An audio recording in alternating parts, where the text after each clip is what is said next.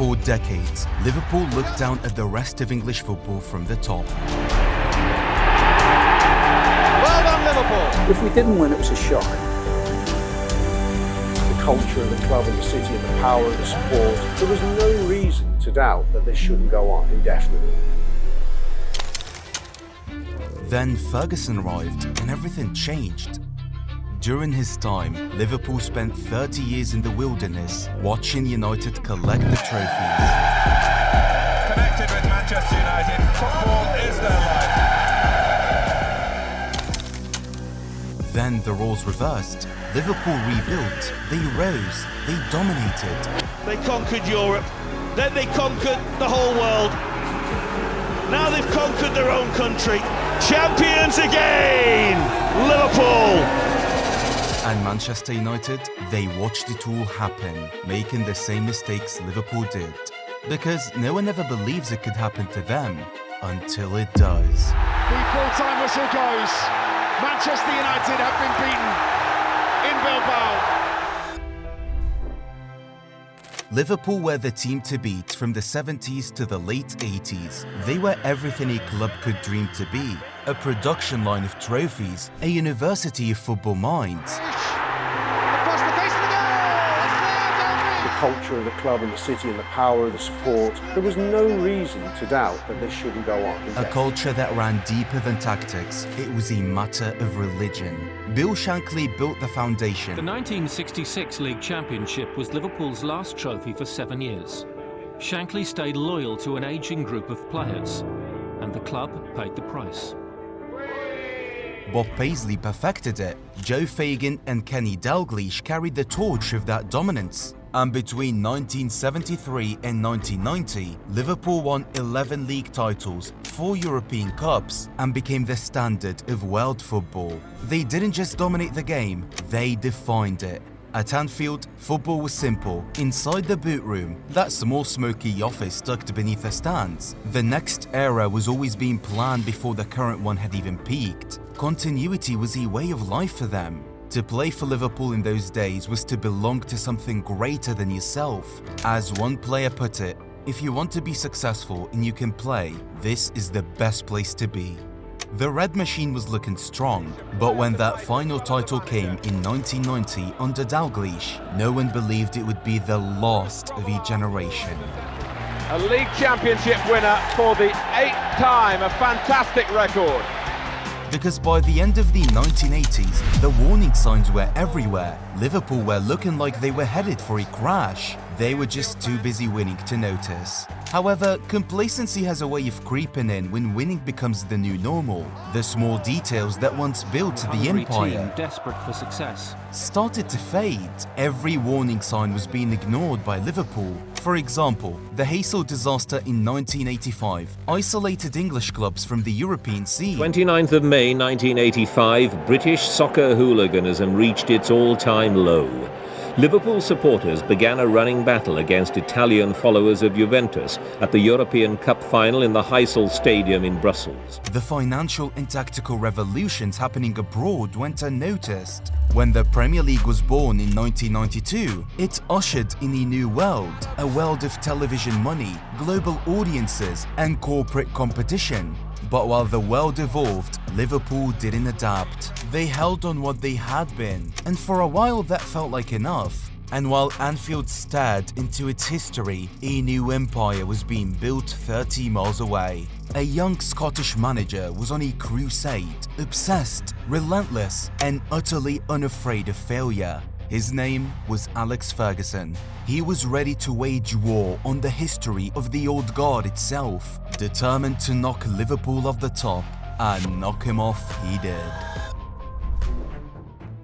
When Ferguson arrived at Old Trafford in 1986, Liverpool's empire was at its peak. Liverpool had the trophies, the culture, the aura, and United were just another name in the chasing pack.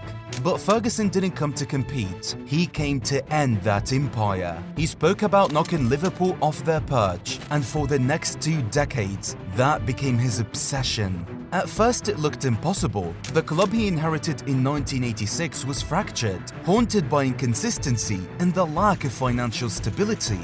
When I joined United, they were worth 10 million.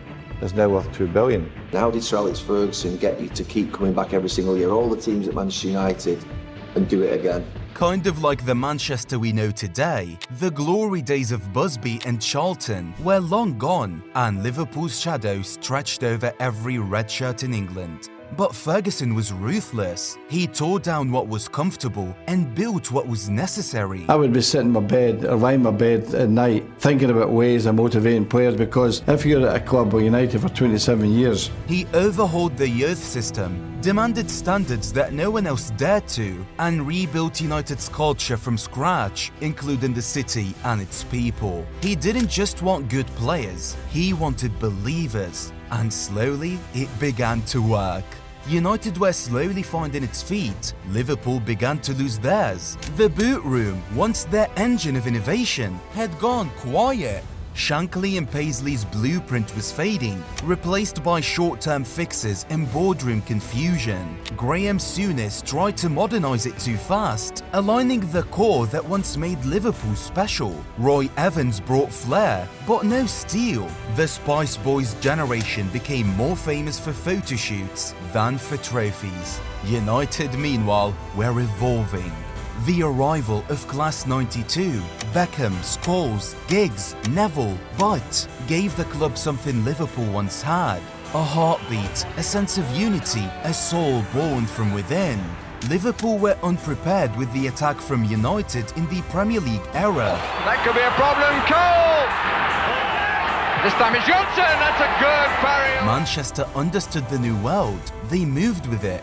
By 1993, Ferguson delivered United's first league title in 26 years. A unique managerial career, really. 10 trophies at Aberdeen.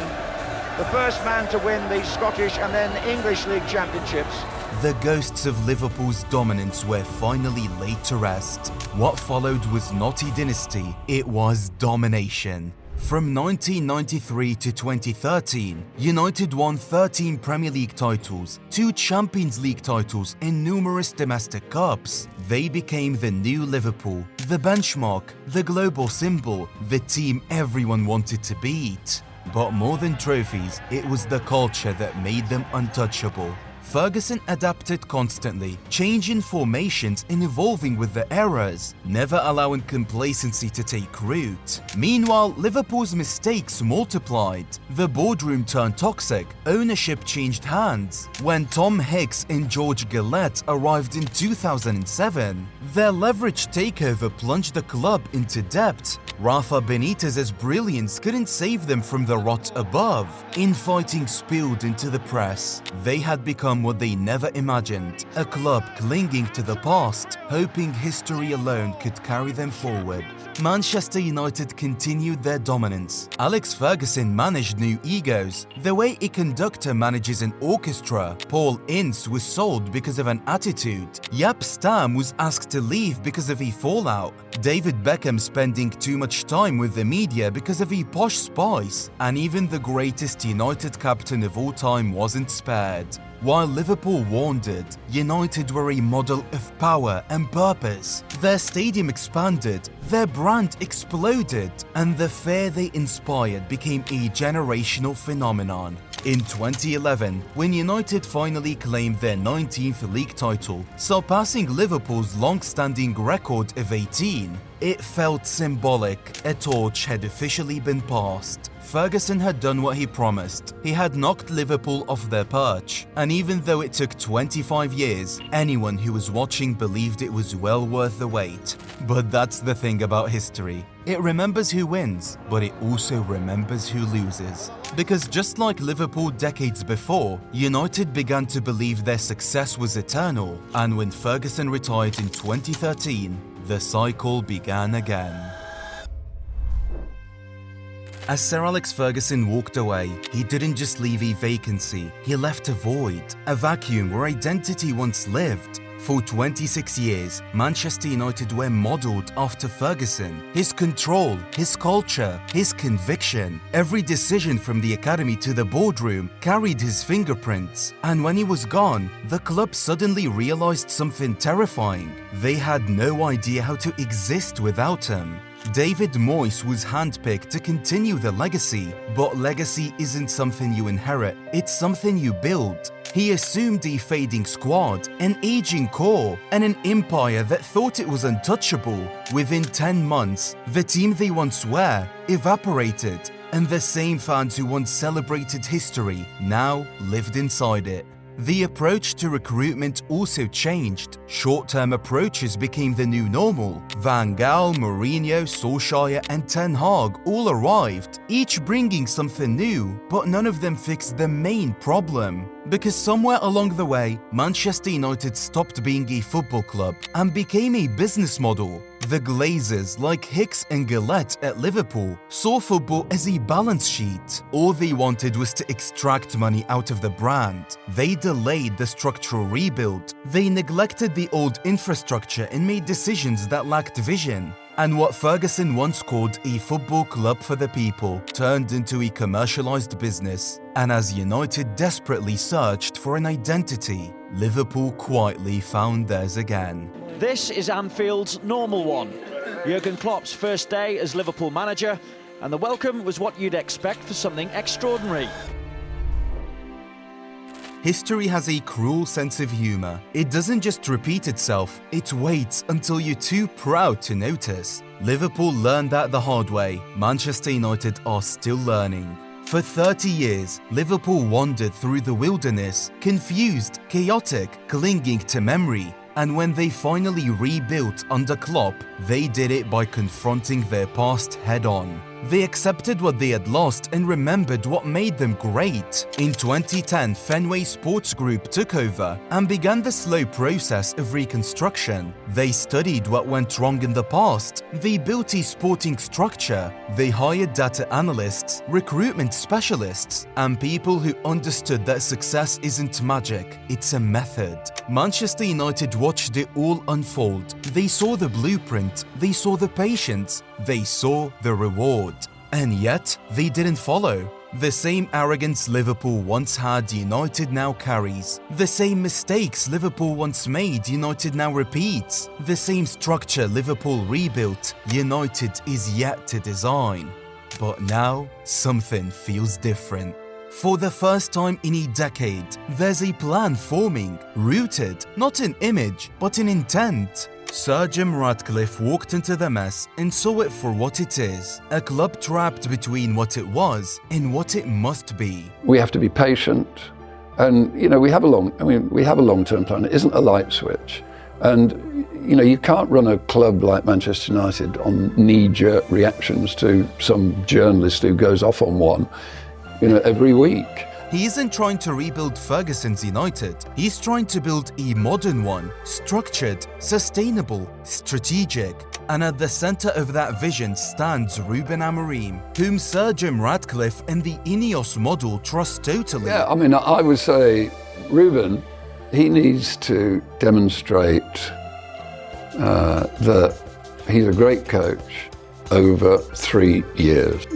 Football's not overnight. No. Sir Jim is clear on the idea that every manager like Sir Alex needs time. Manchester cannot run on short-term plans and knee-jerk reactions. And to him, Ruben Amorim is the young, bold, and exciting new manager who isn't afraid to fail. He represents everything Ferguson once did in his early years. A man with conviction, a man with an idea, a man who needs time. Because that's the part football forgets the quickest. Even the greatest projects begin ugly. Klopp didn't win in his first year, nor did he win in his second. Ferguson almost lost his job before he changed history. But patience, real patience, built those empires. Now it's United's turn to prove they have learned. Amorim must be trusted. Ratcliffe's structure must be given room to breathe. The club must stop chasing the instant high of the transfer window and start chasing the quiet grind of evolution. Because this isn't just another rebuild, it's a reckoning. A chance to finally break the cycle that's haunted them since Ferguson left. Liverpool's fall should have been their warning. Let it now be their guide. If Ratcliffe and Amorim are given time to build, Manchester United can rise again. Not as a relic of the past, but as a model for the future. because the dawn always comes for those who endure the night, and this time it has to be different. Football's greatest tragedy isn't losing, it's forgetting why you used to win. Liverpool corrected their mistakes and are back to being the giants they once were. Liverpool's 30-year fall was a warning, Manchester United's decades of chaos was proof, and now, with Ratcliffe and Amorim, comes a chance to finally learn. Not to rebuild the past, but to design the future. And if this new United can learn from the ghosts that came before, if they can build with patience and belief, then maybe, just maybe, they'll stand tall again. Thank you for watching the video. If you enjoyed this one, make sure to subscribe, and I'll see you at the next one.